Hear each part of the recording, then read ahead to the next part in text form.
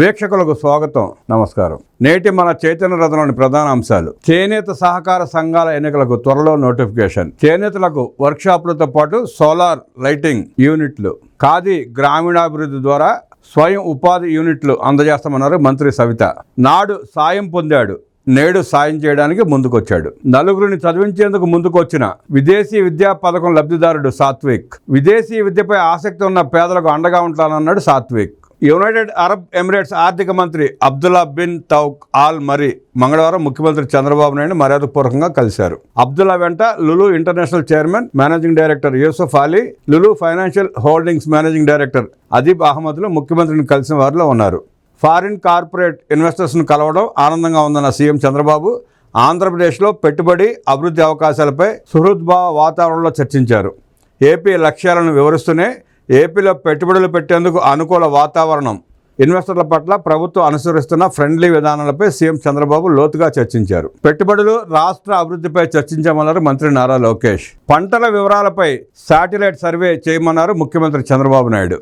Land resurvey తర్వాత వ్యవసాయ రికార్డులు నవీకరణ, 47 లక్షలకు పైగా అన్నదాత సుఖీభవ లబ్ధిదారుల ఈకేవైసీ పూర్తి. త్వరలో సాగునీటి సంఘాలతో వర్చువల్గా సమావేశాలు. యాప్ ద్వారా మత్స్యకారులకు సముద్ర మత్స్య సంపద వివరాలు, వ్యవసాయం అనుబంధ రంగాలపై సమీక్షలో సీఎం చంద్రబాబు. 4 గంటలకు పైగా సుదీర్ఘ చర్చలు, రైతులకు మేలు చేసేలా సూచనలు. నీటి నిర్వహణలను జలవనరుల శాఖలతో సమీక్షలు. అన్ని కాలువలకు నీటిని వదలాలని సీఎం ఆదేశం. మంగళగిరిపై ఐటీ కంపెనీలు ఆసక్తి కనబరుస్తున్నాయన్నారు మంత్రి లోకేష్. ఇతర కంపెనీలు మొగ్గు చూపుతున్నాయి. 50,000 మంది పనిచేసే అవకాశం ఉందన్నారు మంత్రి లోకేష్.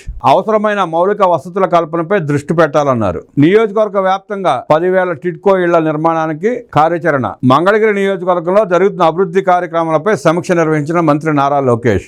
తోతాపూరి రైతుకు తీపి కబురు అందించింది ప్రభుత్వం. క్వింటా మామిడికి 1,490 రూపాయలు మద్దతు ప్రకటించింది కేంద్ర ప్రభుత్వం. చంద్రబాబు నాయుడు గారి కృషి ఫలితంగా మామిడి రైతులకు అండగా నిలబడుతూ రాష్ట్ర ప్రభుత్వం గత 3 నెలల నుంచి తీసుకున్న చర్యలు చూసాం మనం. కిలో 12 రూపాయలు ధర నిర్ధారించి పరిశ్రమల చేత కొనిపించిన రైతు బాంధవుడు చంద్రబాబు నాయుడు. ఆ రైతులకు వెన్నుపోటు పొడిచిన గనుడు జగన్మోహన్ రెడ్డి. సిండికేట్గా తన కుడిభుజం పెద్దిరెడ్డి రామచంద్రారెడ్డి చేత మాఫియాను తయారు చేయించి మామిడి రైతుల దగ్గర నుంచి రూపాయి, 2 రూపాయలకు, 3 రూపాయలు కొనిపించి ఆఖరిలో వచ్చి షో చేసిన కార్యక్రమం చూసాం మనం. ముఖ్యమంత్రి చంద్రబాబు నాయుడు గారు తీసుకున్న చర్యలు, కేంద్రంతో జరిపిన సంప్రదింపులు ఎట్టకేలకు ఫలించి క్వింటా మద్దతు ధర 1,490 రూపాయలుగా నిర్ధారించారు.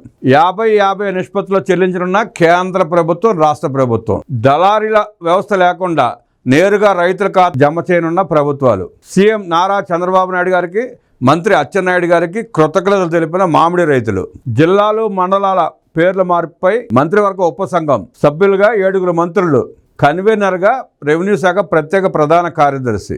మాంగళ్యాలను మంట కలిపిన మద్యం కుంభకోణం, 32,000 మంది మరణాలకు కారణమై 32,000 మంది ఆడపడుచు తాళులు తెంపిన దుర్మార్గపు పాలన జగన్మోహన్ రెడ్డి పాలనలో జరిగింది. లక్షల మందిని ఆసుపత్రుల పాలు చేసిన దరిద్రపు పాలన నాడు జరిగింది. ప్రజలకు చీప్ లిక్కర్ తాగించి వాళ్ళ రక్తం తాగి వేల కోట్ల రూపాయలు సంపాదించుకున్నాడు జగన్మోహన్ రెడ్డి. 32,000 మంది ఆడపడుచుల తాళులు తెంపి వాళ్ళ ఇళ్లల్ని బంగారం మయం చేసుకున్నారు. ఆ ఆడపడుచుల ఉసురు తగలక మానదు. నిర్దాక్షిణ్యంగా 32,000 మందిని చంపి వాళ్ళ శవాల మీద పేలాలు ఎరుకున్నట్టు వేల కోట్లు సంపాదించుకుని ఇవాళ నంగి కబుర్లు చెబుతూ ఇంకా ప్రజల్ని భ్రమింపజేసే ప్రయత్నం చేస్తున్నాడు జగన్మోహన్ రెడ్డి.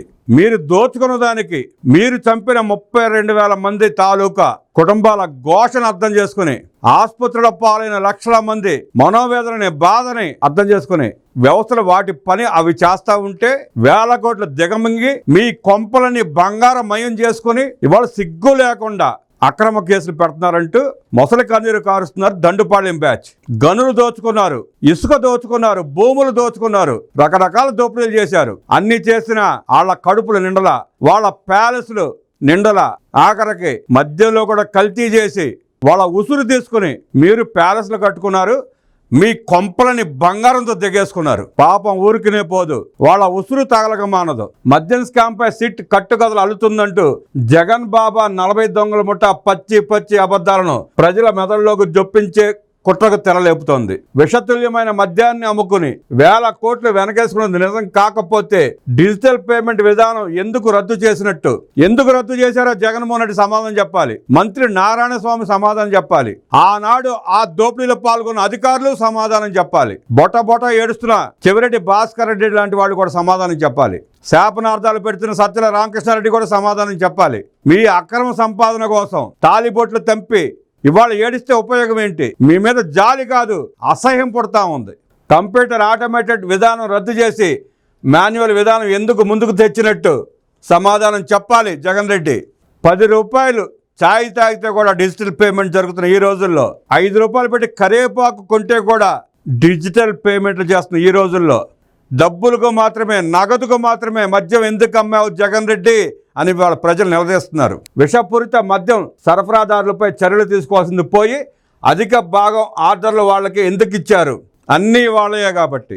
మద్యం తయారీ నుంచి సరఫరా వరకు, రిటైల్ అవుట్లెట్ల నుంచి దొంగచాటుగా మద్యం అమ్మిన వ్యవస్థల వరకు అన్నీ వాళ్ళ కన్నుసనంలో మెలిగాయి కాబట్టి వాళ్ళకే ఆర్డర్లు ఇచ్చారు. మద్య నిషేధం హామీపై ఎందుకు మాట తప్పినట్టు? ఆనాడు అధికారంలో రావడానికి ఆ మాటను వాడుకున్నాడు. ఒక్క ఛాన్స్ అన్నాడు. భస్మాసుడి లెక్క రాష్ట్రం మీద చేయి పెట్టి నాశనం చేసి లక్షల కోట్లు సంపాదించుకున్నాడు. విషతుల్యమైన మద్యాన్ని బలవంతంగా ప్రజల గొంతులోకి దించి వేల ప్రాణాలు బలికొన్నది నిజం కాదా? ఎందుకు ఒప్పుకుంటాడు? ఏదైతే జగన్మోహన్ రెడ్డి అమ్మిన చీప్ లిక్కర్ తాగి మరణించిన 32,000 కుటుంబాలు కేసులు పెడితే అప్పుడు వ్యవస్థలు తేలుస్తాయి జగన్ రెడ్డి చెప్పింది నిజమా అబద్ధమా అనేది, జగన్ రెడ్డి చేసింది క్రూరత్వమా కాదా అనేది. జగన్ రెడ్డి ఎంత మానవ మృగమో వ్యవస్థలు తేలుస్తాయి. అందరూ కేసులు పెట్టాలి. వేల కోట్ల దోపిడీకి వడిగట్టారని చెప్పడానికి ఇంతటి దారుణాలకు మించిన సాక్ష్యాలు కావాలా జగన్ రెడ్డి? ఇంకా సాక్ష్యాలు కావాలా నీకు? నీకు తెలియదా? నువ్వు ముంచేసిన కుటుంబాల పరిస్థితి నీకు తెలియదా? నువ్వు చంపిన కుటుంబాల పరిస్థితి నీకు తెలియదా? ఇంకా నీకు సాక్ష్యాలు ఏంటి? నీ మనసాక్షి నీ సాక్ష్యం. చేయాల్సిన ఘోరాలని చేసి రాష్ట్రాన్ని భ్రష్టు పట్టించి ప్రజల జీవితాలను సర్వనాశనం చేసి వేల కోట్లు సంపాదించుకుని లక్షల కోట్లు దాచుకుని ఇవాళ ఓడిపోగానే యలహంక ప్యాలెస్కి పారిపోయాడు జగన్మోహన్ రెడ్డి.